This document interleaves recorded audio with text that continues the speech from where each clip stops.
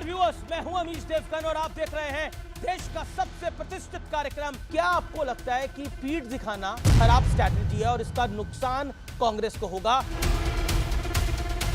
जिन्होंने नारा दिया था लड़की हूं, लड़ सकती हूं, अब उनके परिवार ने कह दिया तुम लड़की हो इसलिए नहीं लड़ सकती हो। क्या वायनाड से राहुल गांधी जीतेंगे, हाँ या ना? रायबरेली जीत रहे हैं, मतलब वायनाड हार रहे हैं, रायबरेली जीत रहे हैं। उन्होंने मीडिया के लोगों को कहा कि डरो मत, लेकिन यहाँ कह रहे हैं अमेठी से लड़ो मत। महाभारत की लड़ाई भी जिहाद थी, राम रावण की लड़ाई भी जिहाद थी। तुष्टीकरण की पराकाष्ठा की हद है ये। प्रभु राम और रावण की लड़ाई न्याय और अन्याय की लड़ाई थी, सत्य और असत्य की लड़ाई थी, वो कभी लड़ाई नहीं थी, जिहाद थी। नमस्कार व्यूअर्स, मैं हूं अमीश देवगन और आप देख रहे हैं CNBC आवाज पे टक्कर का आज का एडिशन। और टक्कर के आज के एडिशन में पब्लिक डिबेट करेंगे और पब्लिक डिबेट में आज का मुद्दा है राहुल गांधी ने अमेठी छोड़ी लेकिन रायबरेली पहुंच गए, उसके क्या मायने हैं? क्योंकि वो अक्सर कहते थे डरो मत।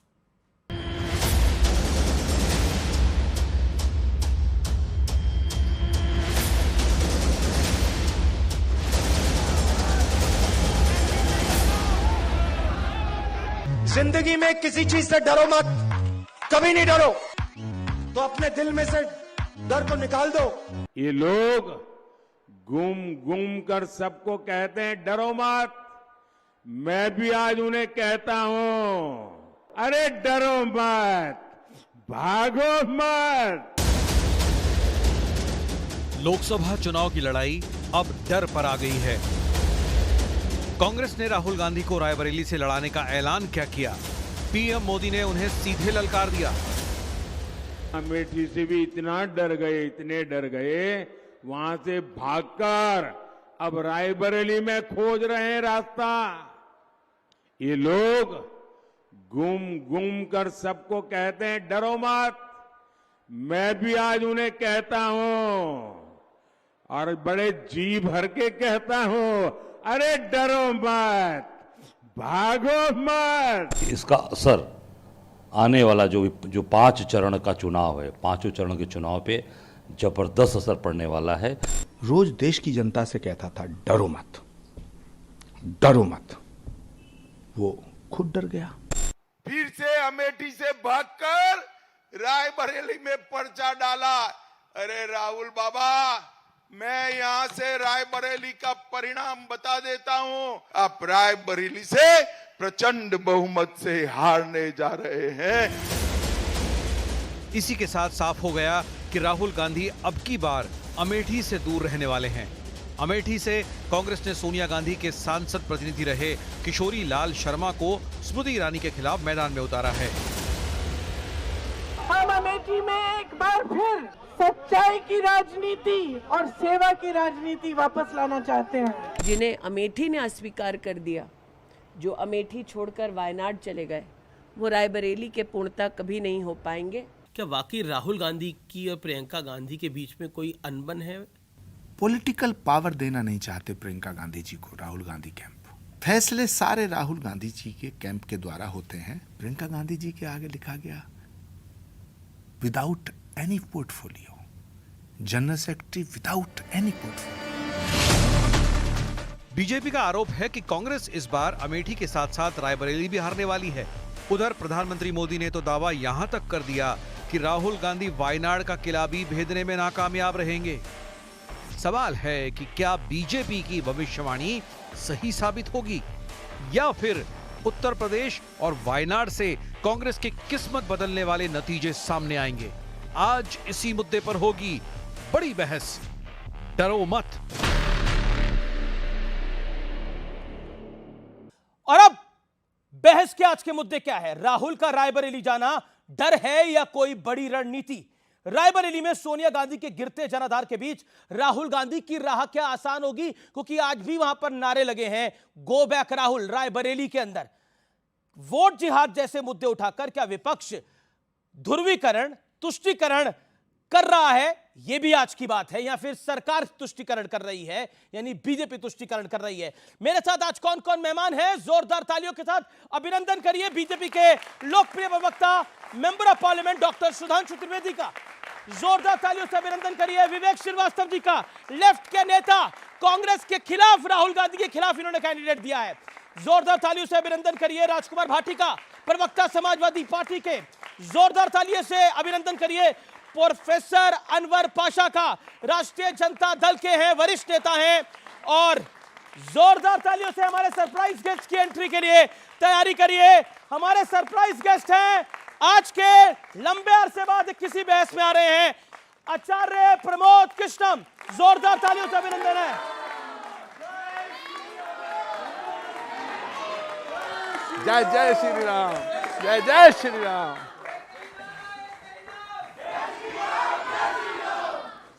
चलिए, तो हमारे सारा पूरा पैनल, हमारे सारे मेहमान इधर तैयार हैं, तो सीधा शुरुआत करते हैं डॉक्टर सुधांशु त्रिवेदी से इस चर्चा की।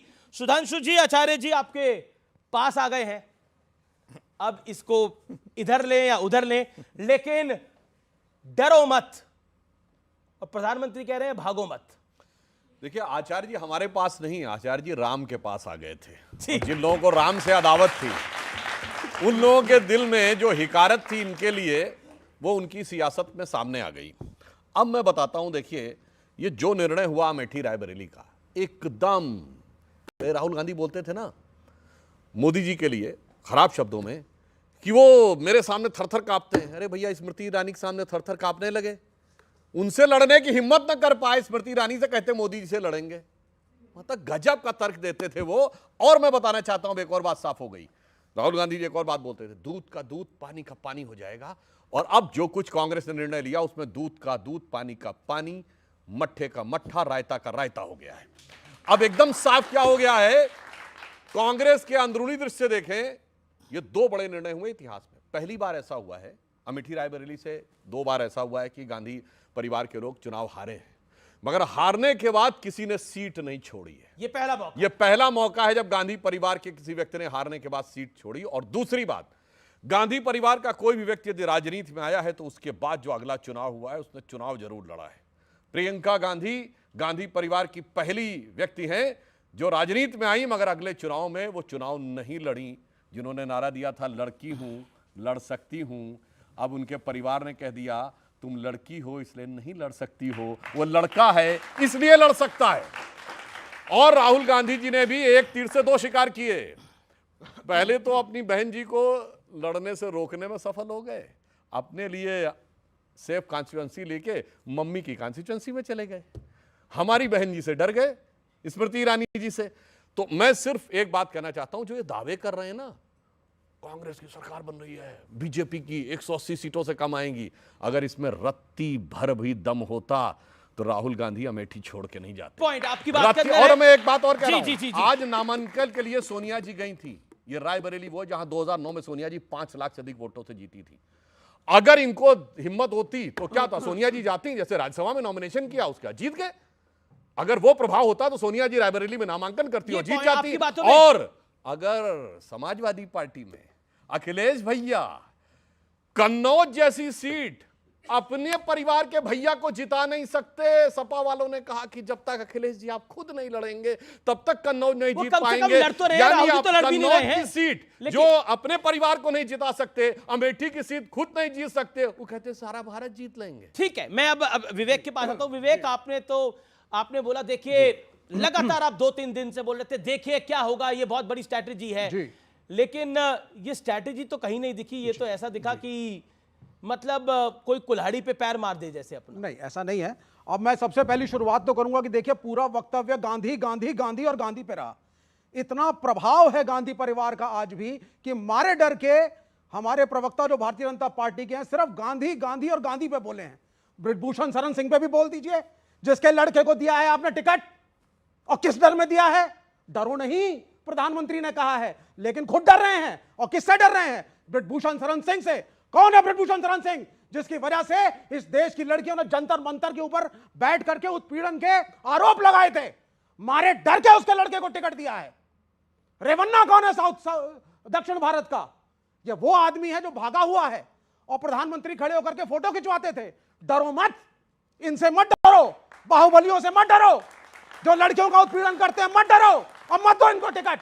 तब आप अधिकारी हो कि आप आरोप लगाइए कि राहुल गांधी कहां से लड़ेंगे और कहां से नहीं लड़ेंगे। अपने आपकी राय क्या है? आपकी राय क्या है? वायनाड, एक सेकंड, वायनाड राहुल गांधी जीत रहे हैं? जी, अब आप आ जाते हैं। नहीं, ये सवाल का जवाब दीजिए। बिल्कुल एक्यूरेट जवाब दूंगा। हाँ, जीत रहे हैं वायनाड। वामपंथी हूं, सुन लीजिए, पूरा सुन लीजिए, सुनना सीखिए, हंसने की जरूरत नहीं है सर। बोलिए। भूषण शरण सिंह का लड़का देखिए, वो लड़वा रहे हो, जो विषय है, हंसने की भाई, हंसने की जवाब जगह दूंगा। नहीं है। अच्छा, अब शर्मिंदा हो ये थोड़ा शर्मिंदा हो। देखिए, अब आप वक्त जाया कर रहे हैं, अब वक्त जाया कर रहे हैं। जो पॉइंट है, क्या वायनाड से राहुल गांधी जीतेंगे, हाँ या ना? ये बताना चाहिए ना। बिल्कुल गठबंधन में आपके हाँ या ना? अब आप सुन लीजिए, मैं माइक सीधी लेके सी आता बात है। मैं एक वामपंथी हूं, एक कम्युनिस्ट हूं, कॉमरेड एनी राजा का समर्थक हूं जी, ठीक। और जब वहां पे चुनाव हुआ, कम्युनिस्टों ने कॉमरेड एनी राजा के लिए कैनवसिंग करी। अरे राहुल जीतेंगे, अरे नहीं सुन जीतेंगे? लीजिए ना सर, लेकिन 70 साल का जो इतिहास वामपंथियों का रहा है कांग्रेस के साथ, केरल में हम उनसे लड़ते जरूर रहे हैं, केंद्र में हमने उनको समर्थन अरे देकर राहुल जीतेंगे कि नहीं सरकार जीतेंगे? बनाया है। वो रिजल्ट आएगा। रायबरेली जीत रहे हैं, मतलब वायनाड हार रहे हैं, आपको लग रहा है? रायबरेली जीत रहे हैं, रायबरेली वायनाड, जीतेंगे। वायनाड, वायनाड। वायनाड का रिजल्ट बताएगा। वायनाड विवेक श्रीवास्तव, डरो मत, बता दो ना वायनाड में क्या होगा। ये अब बता मैं दिया, इनको उन्होंने बता बता दूं। दिया। ये सवाल आचार्य जी, ही- आचार्य जी, अब एक गंभीर बात एक मैं सेकंड, आचार्य जी के पास आता हूं मैं। आचार्य जी, देखिए, सबसे पहले तो आपका जोरदार तालियों से एक बार फिर अभिनंदन है कि ऐसा आपके समर्थक कह रहे हैं, देश की पब्लिक कह रही है कि अब आप राइट जगह में आ गए हैं, राइट जगह पे आ गए हैं। लेकिन पॉइंट ये है मेरा, नहीं, राइट नहीं, एक लाइन बोल दूं जी। महाभारत में एक ही आचार्य विदुर जो थे कौरवों के पक्ष में खड़े थे, उसके बाद भी कौरव हार गए थे। अब तो इकलौते धर्माचार्य भी इधर आ गए हैं, तो अब पराजय तय है। आचार्य जी, ये कौन एडवाइस कर रहा है राहुल जी को? ये आपकी तो आज सुबह सुबह 2-3 नेताओं से कांग्रेस की बात हुई होगी, तो किसने एडवाइस करा ये इस तरह की रणनीति करो? आप चाहते हो वो कांग्रेस के नेता भी कांग्रेस से बाहर कर दिए जाएं? आप चाहते क्या है? मैं क्या चाहूंगा, कांग्रेस में ही काफी लोग बहुत कुछ चाह रहे हैं, लग रहा है। देखिए, मुझे लगता है कि राहुल गांधी जी को अमेठी लड़ना चाहिए था, क्योंकि राहुल गांधी एक ऐसे नेता हैं जो कांग्रेस के सर्वमान्य नेता के रूप में उभरे हैं और पिछले 14-15 सालों से उनका एक छत्र राज कांग्रेस में है। उन्हीं के फैसले हैं। और जब सेनापति, जब राजा युद्ध से बाहर जाता है तो फिर सैनिकों का मनोबल टूट जाता है। तो राहुल गांधी अगर अमेठी से लड़ते तो ये मैसेज जाता कि वाकई राहुल गांधी डरते नहीं हैं।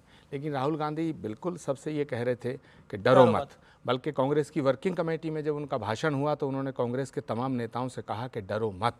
जब उदयपुर चिंतन शिविर हुआ, मैं पॉलिटिकल अफेयर्स कमेटी का मेंबर था, मैं भी उस कमेटी में था, तो राहुल जी ने उसमें भी कहा कि डरो मत। उन्होंने पब्लिक मीटिंग में भी कहा कि डरो मत। उन्होंने मीडिया के लोगों को कहा कि डरो मत। लेकिन यहाँ कह रहे हैं अमेठी से लड़ो मत। ये ठीक है, एक सेकंड, ये पॉलिटिक्स और जो इनका क्या रोल है? ये लेफ्ट वाले, ये कांग्रेस को आबाद, केरल में लड़ते हैं, दिल्ली में चिल्लाते हैं आगे हमारे ऊपर। नहीं, ये कांग्रेस को आबाद करने के लिए है लेफ्ट वाले, या कांग्रेस को बर्बाद करने के लिए है? नहीं, लेफ्ट किसी को बर्बाद नहीं करता है, क्योंकि हाँ लेफ्ट जिसे देख लेता है वो स्वयं बर्बाद हो जाता है। लेफ्ट जिसे देख लेता है। हाँ, लेकिन विवेक श्रीवास्तव जी की मैं ईमानदारी का बहुत इनका आदर करता हूँ कि इन्होंने साफ कह दिया कि हम वायनाड में राहुल गांधी को हराएंगे और अमेठी में राहुल गांधी के गीत गाएंगे। नहीं, रायबरेली में। तो सवाल इस बात का है कि ऐसे सच बोलने वाले इंसान का स्वागत करना चाहिए, जिन्होंने कम से कम ये नहीं कहा कि हम वायनाड में अगर मगर लेकिन बट करेंगे। साफ कह दिया कि हम वायनाड में राहुल गांधी के खिलाफ हैं। मगर मैं एक इंपॉर्टेंट बात कहना चाहता हूं अमीश, बात ये है कि ये भारत है और ये भारत शौर्य की पूजा करता है, पराक्रम के प्रति नमन करता, पराक्रम को प्रणाम करता है। ये भारत है जहां, ये शिवाजी का भारत है। छत्रपति शिवाजी महाराज का सर्वस्व निछावर हो गया, लेकिन औरंगजेब को सजदा नहीं किया। ये महाराणा प्रताप का भारत है, ये महाराणा प्रताप की भूमि है, ये महाराणा प्रताप की भूमि है जहां उन्होंने घास की रोटी खाना स्वीकार किया, लेकिन अकबर के आगे सर झुकाना स्वीकार नहीं किया। तो ये जो भारत है, ये जो भारत की जनता है, ये योद्धा को चुनती है और आज राहुल गांधी जी ने जो फैसला लिया है उससे ये मैसेज गया है कि राहुल गांधी अब योद्धा नहीं रहे, योद्धा नहीं रहे। ठीक है, राजकोट में मैं आ रहा हूं, मैं राजकुमार भाटी। तो इन्होंने एक वर्ड यूज किया था जी, गुस्से में आके वामपंथियों के लिए कि जब से वामपंथी वेताल आकर कांग्रेस के सर पर बैठ गए तब से कांग्रेस नीचे जाती चली जा रही। ठीक है, लेकिन राजकुमार भाटी, आप भी एक पॉलिटिकल पार्टी के नुमाइंदे हैं। रणनीतियां बनती हैं, बिगड़ती हैं, ये एक part and parcel of life है। अखिलेश जी भी कन्नौज से लड़ रहे हैं, लेकिन क्या आपको लगता है कि पीठ दिखाना, क्या आपको लगता है कि खराब स्ट्रैटेजी है और इसका नुकसान कांग्रेस को होगा और पूरे इंडिया अलायंस को होगा? मैंने सुधांशु त्रिवेदी जी को बहुत ही गौर से सुना। इनके दुख भी अपरंपार हैं। राहुल गांधी अमेठी से नहीं लड़ रहे हैं तो ये दुखी हैं, अखिलेश यादव कन्नौज से लड़ रहे हैं तो ये दुखी हैं। अगर लड़ रहे हैं तो दुखी, नहीं लड़ रहे हैं तो दुखी। देखिए, अगर रणनीति के तहत कोई नेता सीट बदल लेता है, हमारे बराबर की सीट है गाजियाबाद, जनरल वीके सिंह रिकॉर्ड वोटों से जीते थे, इस बार नहीं लड़ रहे तो क्या कहें, डर गए। जनरल जो सेना अध्यक्ष रहे वो डर गए, भाग गए। ये रणनीति होती है।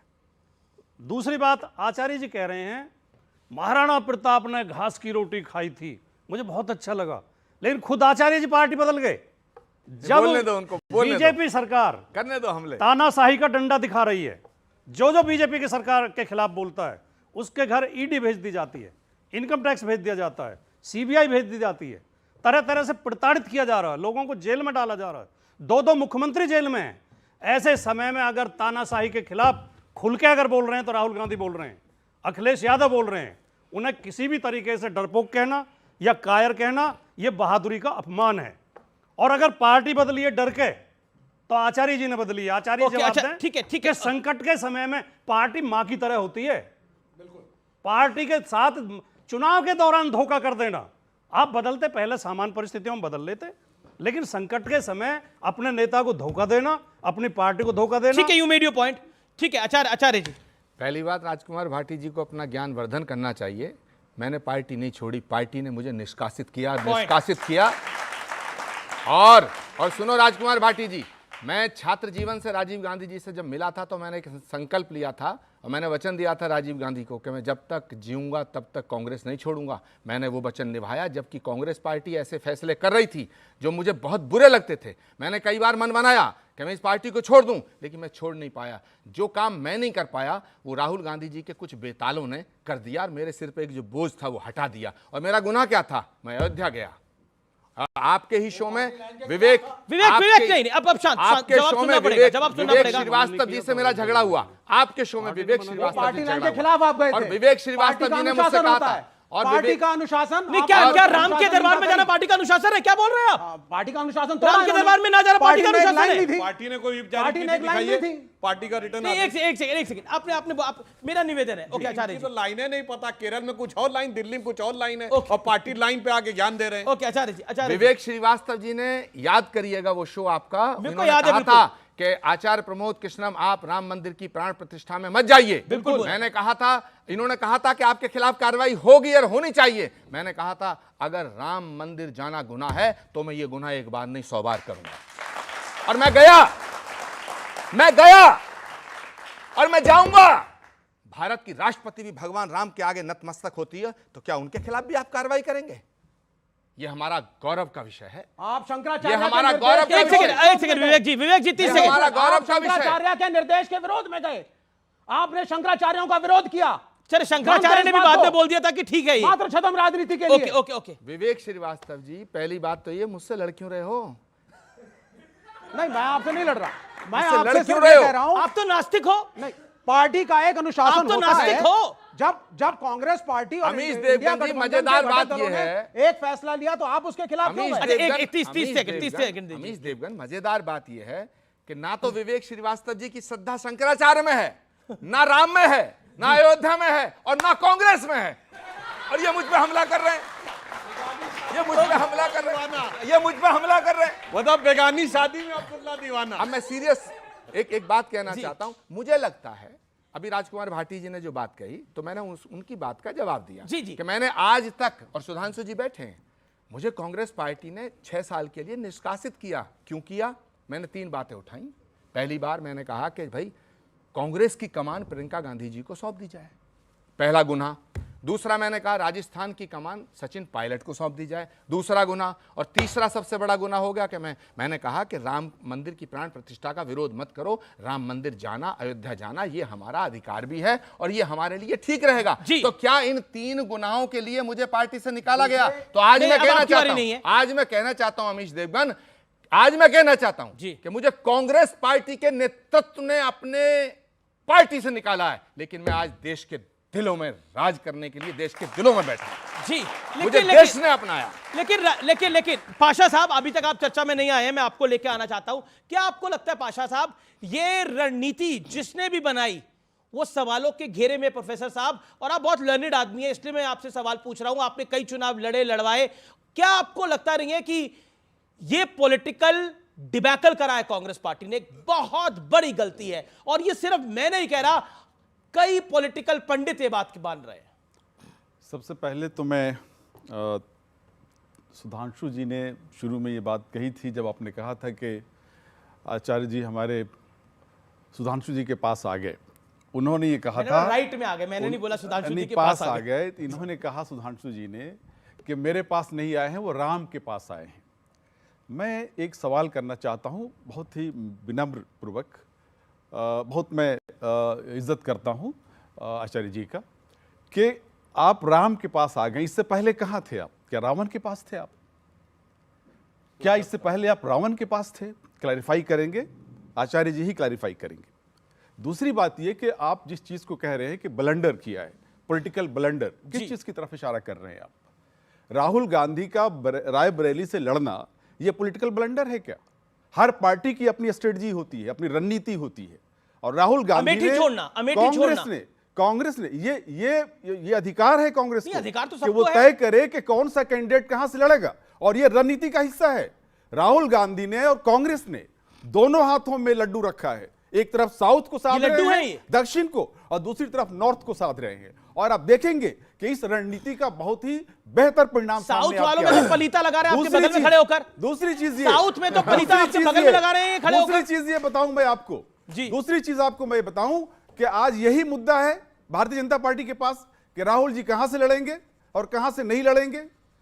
मुद्दा होना चाहिए जो विकास है देश का, ठीक है, लेकिन एक ही मुद्दा है। एक सेंटेंस और मैं कहना चाहता हूं, भारतीय जनता पार्टी के पास सिर्फ एक मुद्दा है इस इलेक्शन में, और मुद्दा है संविधान को बदलना। इसलिए 400 पार का नारा है, सिर्फ 400 पार का नारा ही संविधान को बदलवा सकता है। इसलिए वो संविधान को बदलने की ओर, आरक्षण को खत्म करने की ओर इस देश को ले जाना चाहती है भारतीय जनता पार्टी। एक ही मुद्दा है, सारे मुद्दों से भटका रही है, रोजगार पर बात नहीं करेगी। पहले कहते 10 लाख देंगे, फिर जब नीतीश कुमार जी का सरकार बनाया कहे 20 लाख देंगे, अब कह रहे हैं 1 करोड़ देंगे। एक्चुअली में जानते क्या है, वो ये इनके मन का भाव ये नहीं है, इनके मन के भाव में एक शब्द छुप गया है। 10 लाख देंगे नहीं, 10 लाख में देंगे, फिर रेट बढ़ गया 20 लाख में देंगे, फिर रेट हो गया 1 करोड़ में देंगे, जमीन अरमीन सब गिरवी करवा लेंगे। अब मैं इनको जवाब देना चाहता हूं आरक्षण पे। ये गलत है, ये गलत है, ये गलत है। आपने 3-3.5 मिनट बोला, बोल रहे हैं ना, मैंने आपके जवाब से काम ले रहे हैं। आप आगे अपनी टर्न अरे मैं आप प्रोफेसर साहब बताइए, 11-12 करोड़ की आबादी का राज्य 1 करोड़ सरकारी नौकरी दे सकता है, 1 करोड़ लोगों को रोजगार दिया जाए। सुनिए, मैं एक मिनट एक बात कहता हूं, तेजस्वी यादव नवी पास है, खेल कर विरोध करना चाहते हैं। सुनिए, तेजस्वी यादव नवी पास है, आप प्रोफेसर हैं, आप कहिए 11-12 करोड़ की आबादी के राज्य में 1 करोड़ सरकारी नौकरी हो सकती है क्या? इच्छा शक्ति असंभव सी बात करते हैं आप। इच्छा शक्ति होनी चाहिए, इच्छा शक्ति कहां तक कितनी नौकरी हो जाएगी? बेकार की बात की जा रहा है। दिया जा सकता है। इच्छा शक्ति होनी चाहिए, इच्छा शक्ति होनी चाहिए। एक सेकंड, इच्छा शक्ति ये होनी चाहिए कि प्रोफेसर को नवी क्लास वाले के सामने नतमस्तक हो जाना चाहिए। उसने जो मुंह से निकल गया वो ब्रह्म वाक्य है। यह आरक्षण खत्म करने का आरोप लगा रहे हैं, आरक्षण खत्म कर चुके हैं।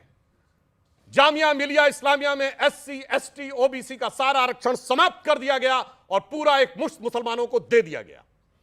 अलीगढ़ मुस्लिम यूनिवर्सिटी में SC ST OBC का सारा आरक्षण समाप्त कर दिया गया और 50% पूरा आरक्षण मुसलमानों को दे दिया गया। झूठ क्या बोल रहे हैं आप? प्रोफेसर हो गए, इस तरह झूठ बोलेंगे? भारत का एक राज्य था जहां SC ST OBC को कोई प्रतिनिधित्व नहीं था, वो था कश्मीर। धारा 370 से पहले इस प्रीटेक्स्ट पे कि वो मुस्लिम डोमिनेटेड राज्य है, आपने आरक्षण नहीं दिया था, हमने दिया।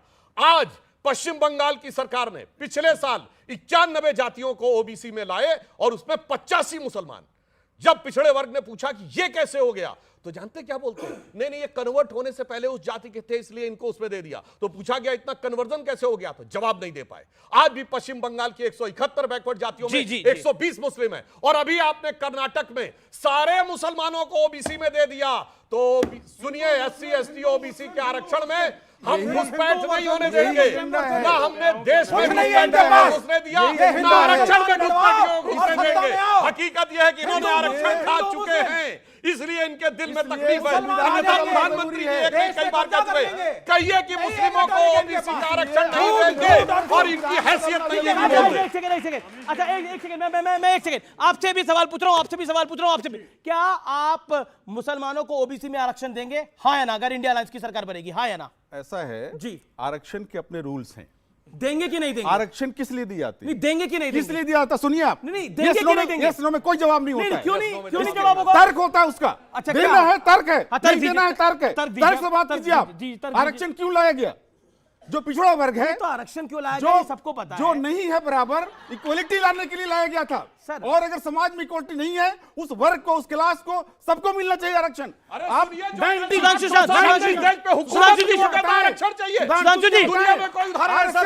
बीजेपी ये बताए कि जो 90 सेक्रेटरीज हैं सेंट्रल गवर्नमेंट में, सिर्फ 3 ओबीसी के क्यों हैं, बाकी सारे क्यों हैं? बाकी सारे क्यों ब्राह्मण राजपूत भूमियार? देखिए ये राहुल गांधी का वाक्य है। 90 में से सिर्फ 3 ओबीसी के 3 हैं। आपको दर्द नहीं होता? हमें दर्द होता है। मैंने एक सवाल पूछा था, ओबीसी रहेगा, ओबीसी क्यों ओबीसी में से ओबीसी के 3 ही रहेंगे? 10 सेकंड सुधांशु, 10 सेकंड। देखिए साहब, सेक्रेटरी गवर्नमेंट ऑफ इंडिया का पोस्ट कोई आरजेडी का अध्यक्ष पद नहीं है कि खट्ट से गए और 25 साल में बन गए। बिल्कुल, आपको यूपीएससी में सेलेक्ट होना पड़ता है, टाइम बाउंड प्रमोशन होता है, फिर आप सेक्रेटरी में इम्पैनल्ड होते हैं, तब सेक्रेटरी बनते हैं। आज जो भारत सरकार में सेक्रेटरी हैं वो 1992 बैच या उससे पहले के हैं, यानी 92, 91, 90 या 89, 88 बैच के लोग सेक्रेटरी हैं। ये बताइए उस समय कितने ओबीसी थे, किसकी सरकार थी? हमने दिया। किसके ओबीसी थे, किसकी सरकार थी? आरजेडी की सरकार आपकी थी, जब आपने 2% ठीक है, जब वो सेलेक्ट नहीं हुआ तो सेक्रेटरी कहां से बनते? और पढ़े लिखे प्रोफेसर हो गए। ये ऑडियंस के सवाल है। आचार्य जी से किसका सवाल है? आचार्य जी से कौन सवाल करना चाहता है? आचार्य जी ने तो मेरे हिसाब से जो उनको करना चाहिए था उन्होंने अपने हिसाब से किया, वे अपने राम के पास आ गए, बस और क्या चाहिए इंसान को। जी आचार्य जी कुछ कहना चाहते हैं आप इसके ऊपर? देखिए, पहली बात तो ये कि विपक्ष के पास बहुत अच्छे बड़े बड़े नेता हैं, पासा साहब भी बड़े नेता हैं, लेकिन अफसोस ये है और विपक्ष के भाग्य की विडंबना ये है अमीश कि सारा का सारा विपक्ष राहुल जी की तरह बातें करने लगा है। जी, और अभी जिस तरह की बात हो रही थी, भाई अगर आपको मुसलमानों को आरक्षण देना है तो डंके की चोट पे कहो ना कि देंगे। आप डंके की चोट पे भी नहीं कहते हैं। इसका मतलब है कि आप हिंदुओं को भी बेवकूफ़ बनाते हैं, आप मुसलमानों को भी बेवकूफ़ बना रहे हैं। आप मुसलमानों के भी सगे नहीं हैं, आप ना हिंदू के हैं ना मुसलमान के हैं, आप दुकानदार हैं, अपनी दुकान के हैं। दूसरी बात अमीश, दूसरी बात, पाशा साहब ने कहा कि अब तक आप कहाँ थे। भाई मेरे लिए बोला कि आप रावण के पास थे क्या? मेरे लिए मैं बता, मेरे लिए कांग्रेस भाजपा कांग्रेस का सवाल नहीं है, मेरे सामने देश का सवाल है। और मैं ऐसा मानता हूं, पाशा साहब मेरी बात को सुनिए गौर से, मैं ऐसा मानता हूं कि सत्ता और सिंहासन छोटे हैं लेकिन सनातन से समझौता नहीं किया जा सकता। मैं ऐसा मानता हूं और मैंने ऐसा माना जब मैं कांग्रेस में था। मेरा झगड़ा सुधांशु जी से भी कई बार हुआ है, मेरा झगड़ा तमाम भाजपा के नेताओं से हुआ था। मैं तब भी ये कहता था कि भगवान राम और राष्ट्र, 2 बातों पर समझौता नहीं किया जा सकता। मैंने विपक्ष को समझाने की कोशिश की, मैंने कांग्रेस में रह के भी ये बात कही। अगर मैं कांग्रेस में रह के राम के नाम पे, सनातन के नाम पे, राष्ट्र के नाम पे चुप हो गया होता तब आपका सवाल जायज़ था, तब बात ठीक थी। मैंने तब भी मुद्दा उठाया, मैंने कहा कांग्रेस के नेताओं से कि आप भारतीय जनता पार्टी से लड़ो, भारत से लड़ना बंद करो। मैंने कहा कांग्रेस के नेताओं से, ऑन रिकॉर्ड कहा, पब्लिक मीटिंग में कहा, अंदर पॉलिटिकल अफेयर्स कमेटी की मीटिंग में कहा, मैंने ट्वीट्स करके कहा। मैं लगातार 2.5 साल से अमीश ये कह रहा था कि आप भाजपा से लड़ो, भारत से मत लड़ो। आप सनातन से मत लड़ो, आप सनातन को खत्म करने की बात करने वालों का साथ मत दो। आप इस कांग्रेस को महात्मा गांधी के रास्ते से हटा करके मोहम्मद अली जिन्ना के रास्ते पे मत ले जाओ। लेकिन अमित शाह ने बात को नहीं माना गया जी, मेरी बात को नहीं माना गया, उसका परिणाम देखना अमीश देशबंद। 4 जून को फिर एक आवाज गूंजेगी कि मैं नरेंद्र दामोदर दास मोदी तीसरी बार भारत का प्रधानमंत्री बनूंगा। देख लेना, देख लेना। पार्टी पॉइंट ये है कि तुष्टीकरण की प्रकाष्ठा ये है कि वोट जिहाद को जस्टिफाई कर रहे हैं आपके नेता और कह रहे हैं ये ज्यादा वोट करने की अपील थी। वोट जिहाद किसको ज्यादा करने की अपील थी? किसको वोट ज्यादा करने की अपील थी? आप कह रहे हो वोट जिहाद करें। हमने ये सुना था कि लव जिहाद होता है, लैंड जिहाद होता है, अब वोट जिहाद। प्रधानमंत्री नरेंद्र मोदी ने बोला करना क्या चाहते हो आप लोग? तुष्टीकरण की एक अलग प्रकाष्ठा है क्या ये? पहले 2 चरण के मतदान के बाद जब रुझान आए कि भारतीय जनता पार्टी का वोटर बाहर नहीं निकला, उसमें उदासीनता है और भारतीय जनता पार्टी इनमें से ज़्यादातर सीटें हार रही है, जिन्हें 190 सीटों पर चुनाव हुआ है, उसके बाद भारतीय जनता पार्टी के नीचे से लेकर ऊपर तक के नेताओं ने हिंदू मुस्लिम करना शुरू कर दिया और इन्हें लगा कि बस एक यही तरीका थोड़ा बहुत बचने का। सुधांशु जी ने आपके शो में सारी बातें गलत बोली हैं, गलत बयानी की है, गलत तथ्य रखे हैं। आपने पूछा ओबीसी में मुस्लिम को आरक्षण देंगे। ओबीसी का आरक्षण लागू हुआ मंडल आयोग की रिपोर्ट स्वीकार होने के बाद। मंडल आयोग की रिपोर्ट में पहले से ही मुसलमानों की 90% जातियां मौजूद हैं। अच्छा एक सेकंड, आपने बोला, मैं बिल्कुल आपको मौका दे रहा हूं, आपने बोला कि बीजेपी के नेता जब 2 राउंड में बीजेपी की हालत खराब हुई, ये आपने बोला ना, तो उसके बाद उन्होंने ये करा और वोट और नहीं, लेकिन वोट जिहाद की अपील आपके नेता कर रहे थे। नहीं, आप उधर गुमराह करोगे, मैं उधर जवाब नहीं कर रहा। नहीं बोला कि नहीं बोला? नहीं, पहले जो आपके शो में झूठ बोला गया है, मैंने की मंडल की लिस्ट में दिखा के जाइए कि 90% जातियां मुसलमानों की। चुनौती देके कहता हूं, फिर कह रही है कर्नाटक, राजपाल भाटी, फिर बंगाल कह रहा हूं, और मैं आप सबसे राय लूंगा वोट जिहाद का मतलब क्या है आप लोगों के लिए? अमीश जी, ये आप अपने शो के साथ भी अन्याय कर रहे हैं। नहीं, आप बोलिए, मैं जवाब दे रहा हूं। बोलिए। शेख सैयद, मुगल, पठान, 4-5 उच्च जातियों को छोड़ के जो मुस्लिम की हैं, उसमें आपके नाई, धोबी, कुम्हार, लोहार, बढ़ई, सारी जाति। आप क्यों? मैं तो नहीं चिल्लाया, में जाति होती मैं है। आपके बीच में नहीं चिल्लाया, मुसलमान में जाति मैं आपके बीच में नहीं चिल्लाया, मैं मुद्दे की बात कह रहा हूं। एक करके राजकोट भाटी की बारी मुसलमान ये लगातार झूठ बोल रहे थे, मैं चुप खड़ा था। अरे पाशा साहब, मुसलमान आप जानते नहीं कास्ट है वहां। नाई, धोबी, लोहार, बढ़ई सब ओबीसी में आते हैं, सबको आरक्षण है, मंडल में पहले से ही आरक्षण है। दूसरी बात इन्होंने कहा अलीगढ़ मुस्लिम यूनिवर्सिटी में छीन लिया, जामिया में छीन लिया। जो हमारे अल्पसंख्यक संस्थान है, चाहे जैनियों के हैं, चाहे सिखों के हैं, चाहे पारसियों के हैं, सब में उनमें आरक्षण की व्यवस्था नहीं है। ये गलत बयानी करते हैं केवल हिंदू मुस्लिम भड़काने के लिए। तो ये आप पूछिए वोट जिहाद क्या था? वोट जिहाद एक क्या मिनट में था? सारी बात एक लाइन, वोट जिहाद में मैं आता हूं। वोट जिहाद क्या था? वोट जिहाद में जो उस बेटी ने बोला, हालांकि इसका मैसेज कई लोगों में गलत जाता है, लेकिन उसने क्या गलत बोला? उसने कहा हमें, क्या कहा था उसने? शांति के साथ, शांति के लिए क्या? शांति के साथ चुपचाप जाकर, मैं बताता हूं क्या बोला था, शांति के साथ चुपचाप जाकर वोट का जिहाद कर देना। खामोशी के साथ हाँ वोट जिहाद करना है, ठीक है। जिहाद का आप डिक्शनरी निकालो, अर्थ जिहाद अच्छा वर्ड है ना। जिहाद का अर्थ होता है न्याय के लिए लड़ना, न्याय के लिए। जिहाद अच्छा, स्ट्रगल बहुत अच्छा। महाभारत की लड़ाई भी जिहाद थी, राम रावण की लड़ाई भी जिहाद थी। सर राम का नाम भी जिहाद किया था सर, राम का नाम रावण के खिलाफ। अरे भैया लिमिट होती है। अरे जिहाद शब्द कहाँ राम के समय में आया? अरे लिमिट होती है भाई, शब्द महाभारत रामायण में जिहाद दिया। अरे तुष्टीकरण की पराकाष्ठा की हद है ये कि रामायण और महाभारत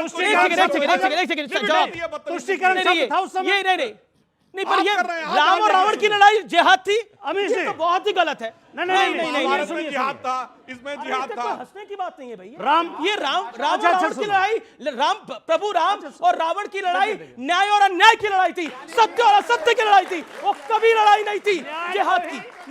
नहीं सर, हमें कुछ तो सीमा तय करनी पड़ेगी। अरे वोट का भी जिहाद हो रहा है, राम और रावण के बीच में जिहाद हुआ था? नहीं, दोनों भगवान शंकर के, दोनों नहीं, सुनना पड़ेगा जी, सुनना पड़ेगा इस बारी। नहीं, दोनों भगवान शंकर के प्रखंड भक्त थे, दोनों भगवान शंकर के प्रखंड भक्त थे।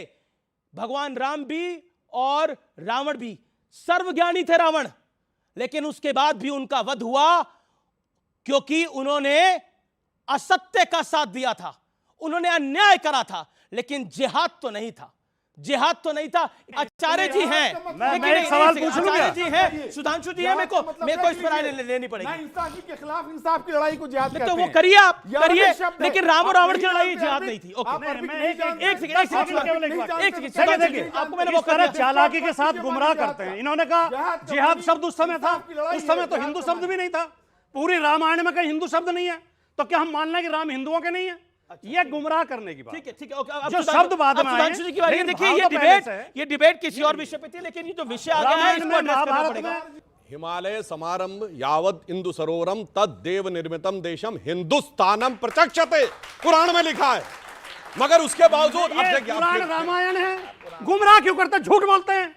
मैंने रामायण कहा, महाभारत का, भाई पुराण भी तो- मनुस्मृति का। अरे ये कमाल अरे की पुराण बात तो है। कल परसों अब- लिखी गई हैं। अब पुराण क्या कल बात कर रहे अरे हैं? लिमिट है यार इस हाँ, आदमी कल की परसों लिखी गई है। पराकाष्ठा की। कभी रामायण में जिहाद बोल रहा है, कभी कह रहा पुराण पराकाष्ठा ने कल परसों लिखी गई है। अब सुनिए, पुराण कल परसों लिखी गई, इसका हाँ, जवाब कल देता हूं। परसों लिखी। सुनिए, और 100 पुराण है, उनमें आधी फर्जी है। अरे अब आधी फर्जी, पुराण अरे भाई देखिए लिमिट है हमेशा भाई, अपने फर्जी। शब्दों पर दीजिए। आधी से आप ज्यादा कह रहे हैं फर्जी आधी ज्यादा फर्जी, आधी लिमिट से होती है। ज्यादा फर्जी है। मैं जिम्मेदारी के साथ कह रहा हूं। आधी से ज्यादा फर्जी है। लिमिट होती है भाई। ये नहीं, क्या बात देखिए, कर रहे हो? वेद पुराण फर्जी नहीं है, वेद पुराण फर्जी नहीं है। वेद कौन कह रहा है? वेद और पुराण को एक साथ मत जोड़ो। Okay, okay. सुनिए, वेद इन्होंने अलग है, कहा पुराण अलग है। परसों लिखी गई है। सुनिए, अब मैं दूसरा बोलता हूं। अष्टादश पुराणेषु व्यासस्य वचनद्वयम् परोपकाराय पुण्याय पापाय परमिटेरम। व्यास कब हुए थे? कल परसों हुए थे। बेहुदे बन के हद होती है। गलत बदतमीजी मत करिए। आप इनके झूठ का समर्थन कर रहे हैं। लिमिट मुझे होती है, रामायण का गलत श्लोक बयानी। दिखा दें, अरे लिमिट होती है। महाभारत का दिखा दें, हिंदू मनुस्मृति चले जा का रहे दिखा हैं। दें, चंद कट्टर गीता का फर्जी दिखा वोटों के दें, लिए। कभी जिसमें जिहाद, हिंदू शब्द कभी पुराण फर्जी, कभी रामायण फर्जी, फर्जी। फर्जी, लिमिट फर्जी। होती है। बीजेपी भी फर्जी। अरे एक बार इनसे नहीं बीजेपी को बोल लीजिए। फर्जी हिंदू, उसको मत बोलिए। फर्जी असली हिंदू हमें। असली हिंदू वो है, असली हिंदू हमें, जो जिहाद के आगे नतमस्तक है। जो जिहाद के आगे हम न्याय नतमस्तक है, युद्ध वो करते असली हैं। हिंदू न्याय है। युद्ध को वो लोग जिहाद कहते हैं। सर मेरा निवेदन है, एक एक करके बोले अब सब मैं लोग। इनको बताता हूं, जो ओके, इन्होंने क्योंकि ये झूठ टॉपिक बोला। बड़ा टची है अभी। अब मैं झूठ बोलने बताता हूं। इन्होंने कहा कि 1993 में मंडल कमीशन ने मुसलमानों की जातियों को पिछड़े में डाला। हां, मंडल की रिकमेंडेशन थी कि 6% मुसलमानों को अलग से आरक्षण दिया जाए, जो नहीं दिया गया। यह मंडल की रिकमेंडेशन थी।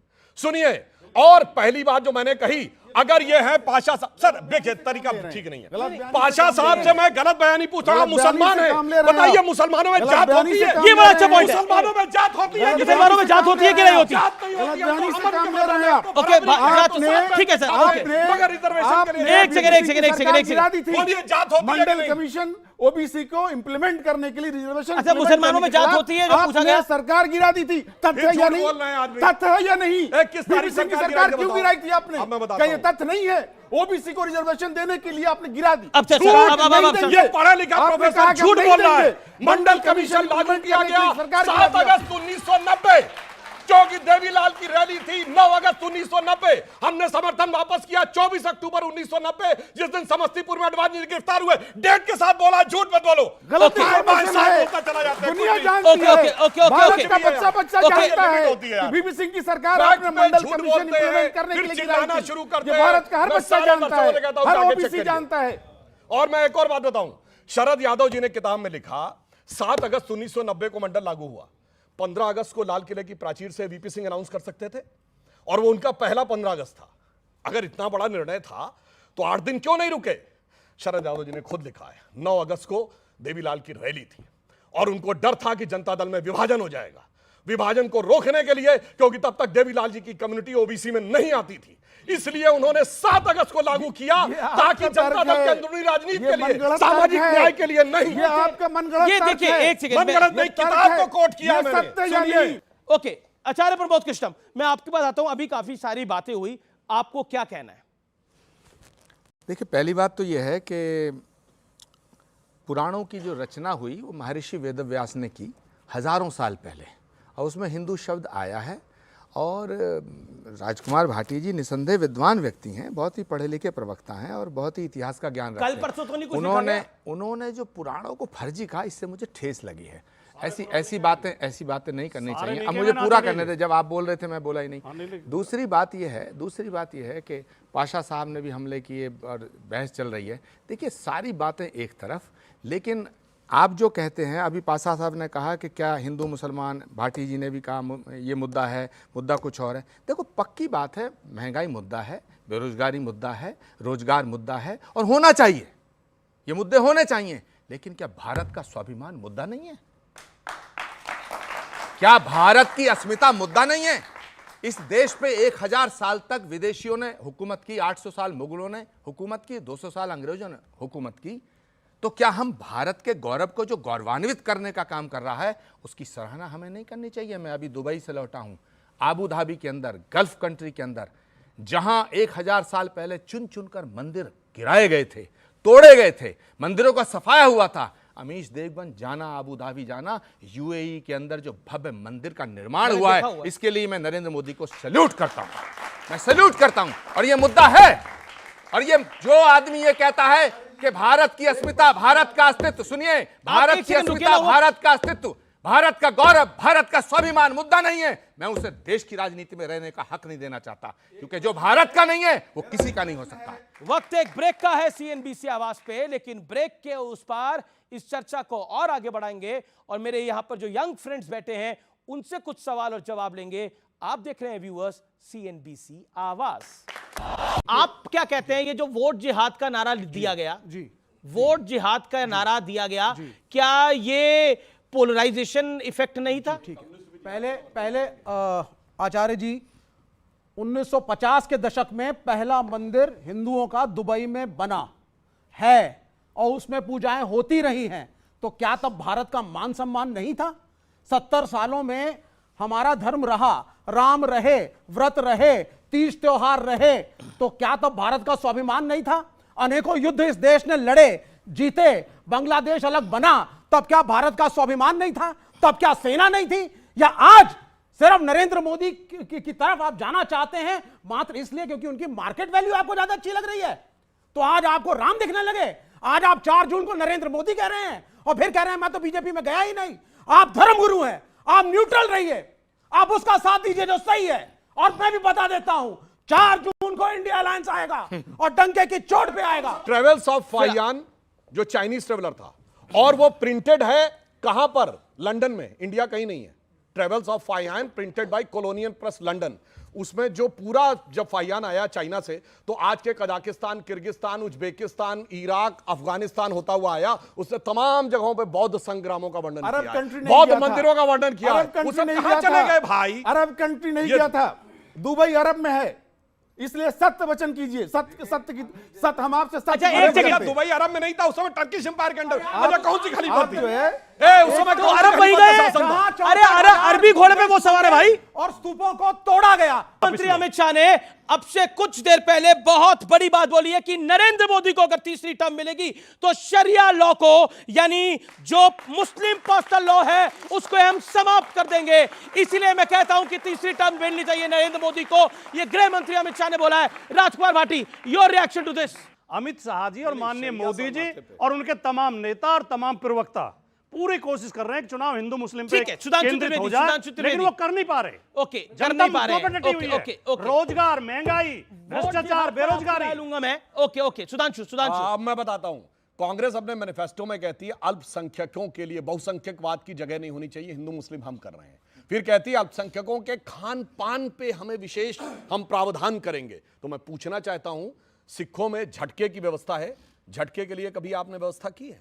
जैन भी एक माइनॉरिटी है जो कि बहुत एब्सोल्यूट और हार्डकोर वेजिटेरियन है, उसके खान पान के लिए कभी आपने कोई कदम उठाया है? कभी पारसी और यहूदियों के लिए कदम उठाया है?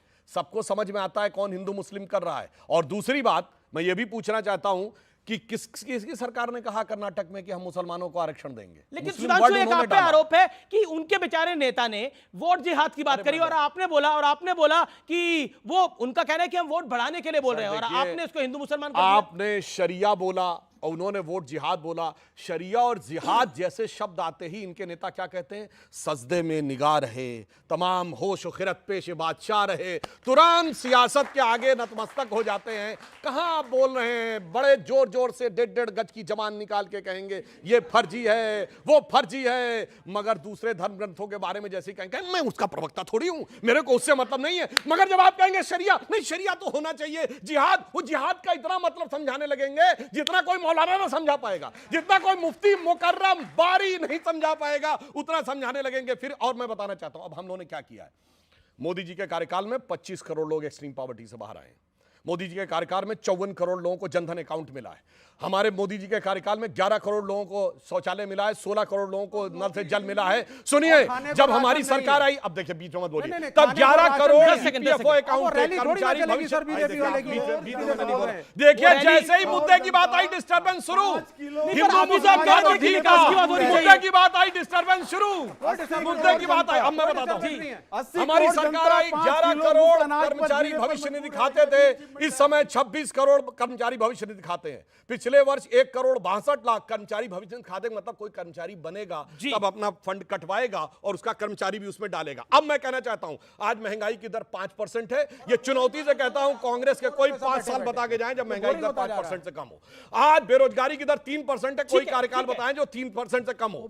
हमने वो काम करके दिखाया, 5वीं बड़ी अर्थव्यवस्था बनाया, 4था बड़ा स्टॉक एक्सचेंज बनाया, 3रा बड़ा ऑटोमोबाइल मैन्युफैक्चरर का केंद्र बना भारत, 2nd बड़ा मोबाइल हैंडसेट का मैन्युफैक्चर बना, इंफ्रास्ट्रक्चर में इन्वेस्ट करने वाला पहला देश बना, चांद के छूते कोने को छूने वाला भारत का पहला देश बना, और इसीलिए इनको G20 G7 में सबसे ऊपर आने वाला देश बना साहब। इसीलिए कलेजे पे सांप लौट रहा है इनके। और उसके साथ साथ भव्य राम मंदिर देखिए, काशी विश्वनाथ का कॉरिडोर देखिए, उज्जैन पे बढ़ता हुआ महाकाल का कॉरिडोर देखिए, और जो कहते थे कि जिस दिन राम मंदिर बनेगा उस दिन मिडिल ईस्ट के देश पेट्रोल देना बंद कर देंगे, तो आज राम मंदिर बन रहा है और यूएई के साथ कॉरिडोर बन रहा है। ओके, ठीक है। अब मैं आपकी राय लेना चाहता हूं। ये देखिए एक बड़ा इस हफ्ते का मुद्दा रहा वोट जिहाद, उसके ऊपर आपकी किसी की राय है तो दीजिए, क्या है? सर वोट जिहाद, जिहाद का मतलब होता है कि आत्मसमर्पण। हम लोगों को ऐसा लगता है क्योंकि हम लोगों ने वर्ड सुना था लव जिहाद। आपको लगता है वो आपको लगता है वो पॉलिटिकल बात है या फिर वोट बढ़ाने के लिए बात है? सर बिल्कुल पॉलिटिकल बात है। ओके ओके, जी जी जी जी। अरे 5 चीजें मत पूछिए, चुप नहीं होंगे वो काफी देर से। जी जी जी जी जी जी, आप आपका पॉइंट रखिए, सवाल मत पूछिए, अपनी बात रखिए, जिसको बात रखनी है। ओके, ये जो सेंटर में खड़े हैं इनका नाम क्या है? हाँ, मेरा भाटी जी। आप कब से कार्यक्रम में हैं वैसे? तो सुन क्या रहे थे आप? नाम भूल गए तो फिर सवाल क्या पूछेंगे आप? चलिए पूछिए। भाटी जी को बस मैं ये कहना चाहता हूँ कि हमारा हिंदुस्तान अंग्रेजों ने बहुत पहले बांट दिया था हिंदू मुस्लिम में। अब आप हिंदुओं को असली हिंदू नकली हिंदू में मत बांटो, क्योंकि आप अभी असली हिंदू में बांट रहे थे। ओके ओके, और क्या सवाल है? जी जी जी। मेरा नाम शंगरफ जलाली है। तो आज मैंने जो भी यहाँ पे डिबेट देखी है, तो आप सब पॉलिटिशियन से मेरा यही कहना है कि महात्मा गांधी जी ने एक चीज़ बोली थी, bring the change in you that you want to see in the world. तो आप जब तक खुद सेल्फ अवेयर होकर खुद नहीं पढ़ना स्टार्ट करेंगे, क्योंकि अब future is all about education and science, ठीक है? तो आप जितना खुद पढ़ेंगे तो आपका बात जो है वो एक बातों का अंगार नहीं बल्कि एक अमृत बन जाएगा। जो लोग इन्फ्लुएंस होंगे, क्योंकि जो लोग हमारे जो इंडिया में है, यहाँ इंडिया का सच यही है कि डिबेट तो चलो ठीक है व्यूअर्स देख रहे हैं, लेकिन वो उससे इन्फ्लुएंस हो रहे हैं। अब जो लोग इलिटरेट हैं उनको तो बैक स्टोरी नहीं पता कि आप क्या करें, कितना ग्रोथ पर कितना पढ़ रहे हैं, तो आपको पढ़ना बहुत जरूरी है, हमें भी और आपको भी। ओके ओके, मतलब ये बहुत अच्छा एक पॉइंट रखा कि सबको पढ़ना चाहिए। बोली इसीलिए मैंने कहा सब अपने अपने फोनों पे चेक करना जो मैंने बोला सही है कि नहीं। जी जी जी, ओके ओके, क्या पॉइंट है आपका? मैं भाटी सर से कहना चाहती हूँ कि एक तरफ तो आप बोलते हैं कि सारे धर्मों को साथ लेके चलो, और दूसरी तरफ आप वोट जिहाद के बारे में बोलते हैं, तो ऐसे में हम आपको कैसे वोट करेंगे? ओके, कैसे वोट करेंगे? ठीक है ठीक है ठीक है, जी जी जी जी जी, क्या सवाल है? सर मेरा सवाल आचार्य जी से है कि क्या वो भविष्य में बीजेपी के साथ आना चाहेंगे? अरे क्या सवाल पूछा है भाई। अब आचार्य जी भविष्य में बीजेपी के साथ आएंगे कि नहीं आएंगे, ये विवेक जी तो आपको भेजने में लगे हैं। वापस लाएंगे हम, उनको वापस खींच लाएंगे। ये मेरे पर वो कह रहे हैं जो राम को लाए थे हम उनको लाएंगे। अरे उनको अभी सच्चाई पता नहीं जी है। जी जी, ओके आचार्य जी वापस आएंगे। ओके आचार्य जी आप भी डरो मत। देखिए अमीश जी, बहुत तीखी बहस हुई है, मगर मैं 2-3 बातें कह के अपनी बात को ख़त्म करूंगा। कि एक तो ये है कि नरेंद्र मोदी जी के फैसलों की आलोचना होनी चाहिए। नरेंद्र मोदी जी के फैसलों की आलोचना इसलिए होनी चाहिए कि देश के हर प्रधानमंत्री के फैसलों की आलोचना हुई है, और नरेंद्र मोदी जी के फैसलों की आलोचना तो करो, लेकिन मैं आपसे गुजारिश करता हूं, विनम्र प्रार्थना करता हूं, हे विपक्ष के मूर्धन्य नेताओं, नरेंद्र मोदी से नफरत मत करो, क्योंकि नरेंद्र मोदी इस देश के प्रधानमंत्री हैं और उन्होंने कभी नहीं कहा कि मैं सिर्फ हिंदुओं का प्रधानमंत्री हूं। उन्होंने हर बार ये कहा है कि मैं 140 करोड़ लोगों का रिप्रेजेंटेटिव हूं और उनका सेवक हूं, उनका खिदमतगार हूं। दूसरी बात, आप महंगाई की बात करते हैं। भाई 1976-77 के अंदर तो हम कांग्रेस की सरकार थी और इंदिरा गांधी प्राइम मिनिस्टर थी। उसके बाद जब इमरजेंसी का दौर था तो भाई हम 6ठी 7वीं में पढ़ते थे, तो तब गाना बजता था कि बाकी कुछ बचा तो महंगाई मार गई। तो ये महंगाई तो तब भी थी, मलाई मार गई, राशन वाली लाइन की लंबाई मार गई और बाकी जो बचा था वो महंगाई मार गई। तो फिर ये महंगाई तब भी थी। अब सवाल उठता है कि आज की बात, अब सुनिए ना, अब मैं अमीश देवगन एक बात कहता हूं, मुझे इस देश के अंदर सर कुछ महंगा हुआ कि नहीं हुआ, लेकिन सियासत कुछ देखिए, इस देश में हर चीज महंगी हो गई लेकिन सियासत बड़ी हल्की हो गई सर। सियासत बड़ी सस्ती हो गई इस देश के अंदर। सियासत इतनी सस्ती हो गई कि वो चंद वोटों के लिए, और ये सब नेताओं से मेरी बात है, वो चंद वोटों के लिए कुछ भी करने को तैयार है। ये वाकई ये जो मैं कहना चाहता हूं, ये मैं दिल से कहना चाहता हूं और दिल की गहराई से कहना चाहता हूं कि चाहे कोई भी नेता हो, लेकिन सियासत बड़ी सस्ती हो गई इस देश के अंदर। 10 सेकंड दीजिएगा। जी 10 सेकंड। मुझे आप बताइएगा, मैंने कहा कि नरेंद्र मोदी जी के फैसलों की आलोचना होनी चाहिए, लोकतंत्र की खूबसूरती, लेकिन मैं पूछना चाहता, मैं बोलता हूं, अरे सुनो विवेक जी सुनिए, क्या परफेक्ट नहीं है नरेंद्र मोदी? क्या भारत की मैं सुनना चाहता हूं आचार्य जी के मुंह से। मेरा सवाल तो सुन लो। ये आपके पुराने साथी हैं, बात की बात है, मेरा सवाल आप ही के पुराने साथी हैं। अरे ये आगे भी हमारे साथी रहेंगे, चिंता मत करिए। सुनो, ये मेरे खींच लाएंगे। अमीश देवगन, मैं विवेक लेफ्ट में नहीं आचार्य प्रमोद सुन लीजिए 10 सेकंड। मेरी बारी है, सुनना पड़ेगा, मेरा लोकतांत्रिक अधिकार है। 10 सेकंड। विवेक श्रीवास्तव बताओ, नरेंद्र मोदी का गुनाह क्या है? क्या भारत को नई संसद देना नरेंद्र मोदी का गुनाह है? क्या भारत से कश्मीर से 370 हटाना नरेंद्र मोदी का गुनाह है? क्या अबू धाबी के अंदर भव्य मंदिर का निर्माण करना नरेंद्र मोदी का गुनाह है? क्या 500 साल के संघर्ष को विराम देकर राम मंदिर की भव्य इमारत को खड़ा करना गुनाह है? क्या भगवान का अवतार जहां होगा उस संभल में श्री कल्की धाम का शिलान्यास करना गुनाह है? क्या 80 करोड़ लोगों को, क्या 80 करोड़ लोगों को जिनको जो गरीबी की रेखा से नीचे हैं, उन्हें भोजन देना गुनाह है? बिना हिंदू मुसलमान के ये बात है, क्या गुनाह है? लेकिन समय इतनी इजाजत देता है, लेकिन ये लोकतंत्र का महापर्व है, आप सबके आगे मैं नतमस्तक हूं। जी पूरे अंग्रेजों ने हमको बांटा, फिर भी अपने देश की खातिर इन्होंने हर परिवेश को बांटा कुर्सी के उद्देश्य। तो फिलहाल सीएनबीसी आवाज की टक्कर में इतना ही। आप सबको मेरा नमस्कार, और आप अपना वोट जरूर डालिएगा, अपना वोटर आईडी कार्ड तैयार रखिए और अपने परिवार वालों को भी बोलिए, अपने दोस्तों को भी बोलिए। गुड नाइट, नमस्कार, have a great weekend. Thank you.